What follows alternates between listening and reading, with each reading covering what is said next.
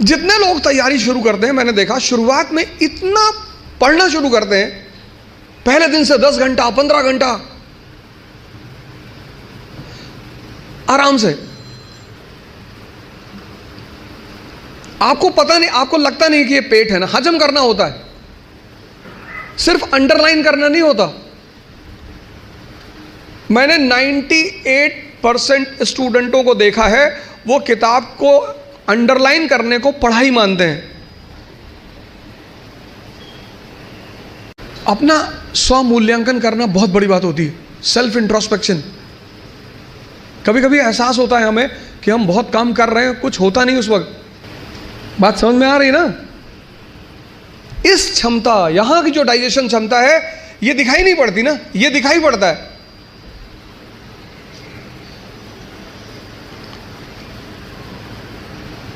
ये पेट दिखाई पड़ता है, ये पेट दिखाई नहीं पड़ता।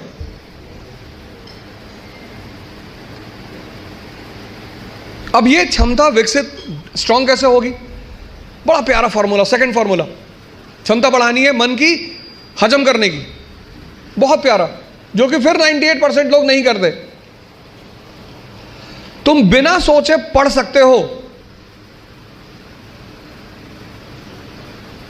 तुम बिना सोचे पढ़ सकते हो, बिना सोचे लिख नहीं सकते। एक फॉर्मूला है 20 पेजेस पर डे, आप लिखिए।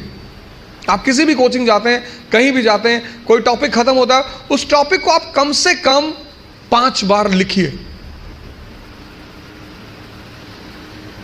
अब पढ़ने की आदत छोड़िए, लिखना शुरू करिए। जितना आप लिखेंगे उतना सोचने की क्षमता या हजम करने की क्षमता डेवलप होगी। 3 महीने, 90 दिन का कोर्स है ये। 3 महीने, 3 महीने अगर 20 पेजेस लिख ले गए तो तुम बिलीव नहीं करोगे कि तुम्हारे सोचने की क्षमता कितनी डेवलप हो जाएगी, हजम करने की क्षमता कितनी डेवलप हो जाएगी।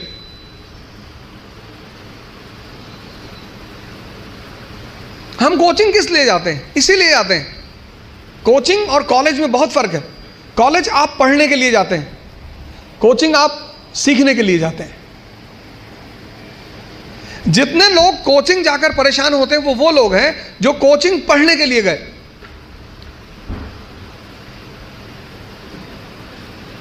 अगर कोचिंग भी पढ़ा रही है और कॉलेज भी पढ़ा रही है तो फिर दोनों में फर्क कहां है?